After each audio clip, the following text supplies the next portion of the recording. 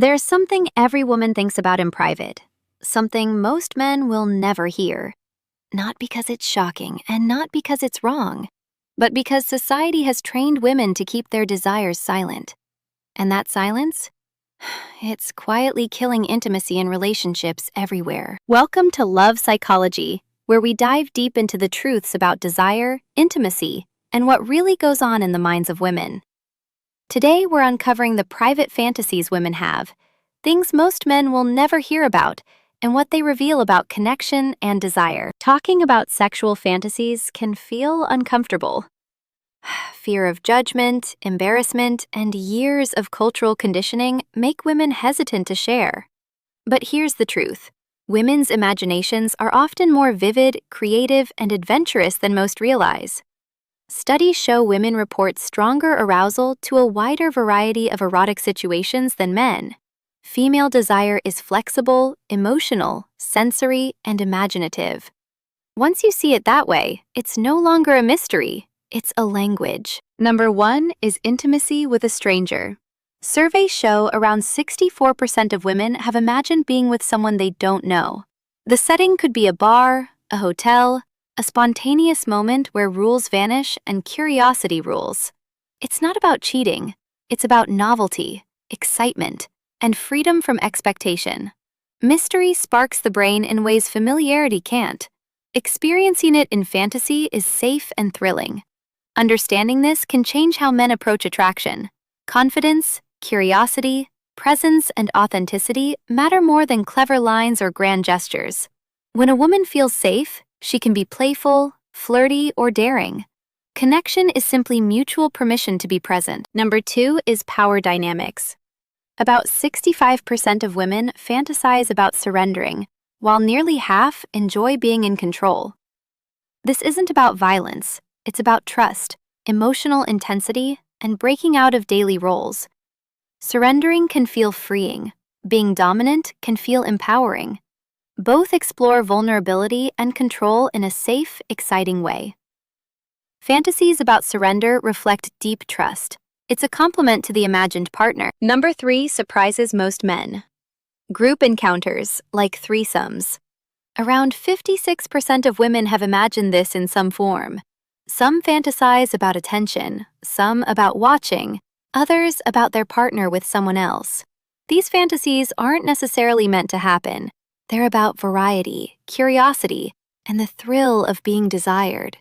New experiences light up the brain's reward system, creating excitement even in imagination. Number 4 is public or semi-public encounters.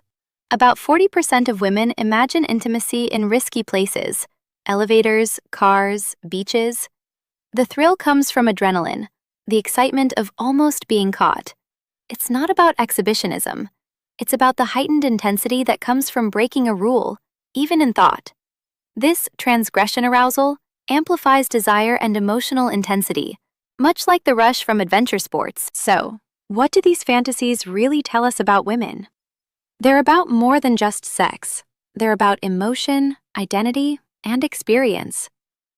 Fantasies about strangers can reflect a desire to escape or feel free. Power dynamics can show the need to trust someone enough to let go. Group encounters often mirror curiosity and the thrill of variety. Public or risky settings tap into the excitement of spontaneity. Each fantasy points to deeper needs: safety, novelty, connection, control, or adventure. And here's the key. There's no normal fantasy. They're all just ways our brains explore emotion. Sharing fantasies with a partner can completely transform intimacy.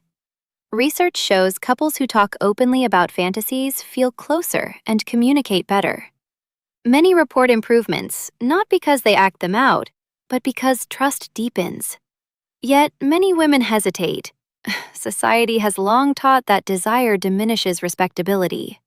Suppressing fantasies can quietly erode connection and create frustration.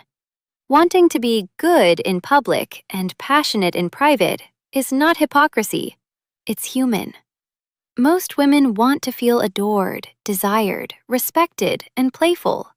These traits coexist beautifully when trust is strong. If you want to explore fantasies with your partner, Create a safe, relaxed space. Start gently. I've been thinking about something that excites me. Can I share it? Then listen, smile, and let curiosity guide.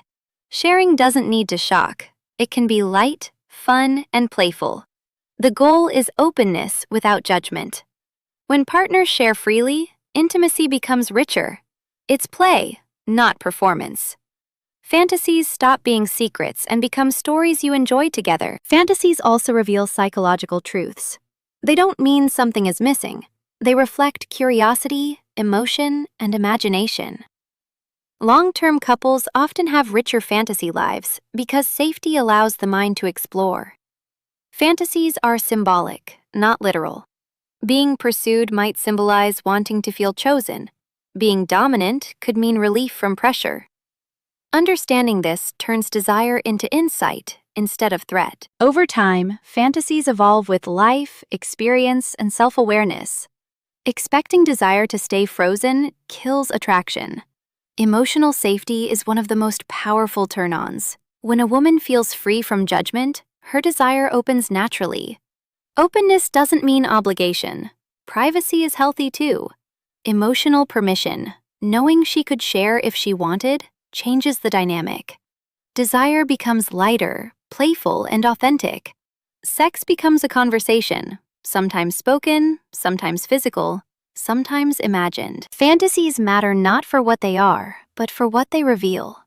Curiosity, longing, trust, and connection. When partners meet each other there with respect, intimacy becomes resilient. Desire doesn't need to be managed. It needs to be understood. Silence, not fantasy, creates distance. Giving space for desire builds connection. Presence, curiosity, and trust, not perfection, are what truly sustain intimacy. So, the key takeaway is this: fantasies aren't secrets to be hidden. They're windows into desire, curiosity, and trust. When we approach them with openness and respect, intimacy grows, connection deepens, and desire becomes playful again. You don't have to act on everything. Just understanding and listening is enough to transform a relationship. Remember, silence builds distance, but conversation builds closeness. So talk, explore, laugh, and be curious with each other. That's how real intimacy is created. If you enjoyed this dive into female desire and want more insights, don't forget to like, subscribe, and hit the bell for new videos from Love Psychology. And drop the word curiosity in the comments, so I know you loved this video and want more like it. I read every single one.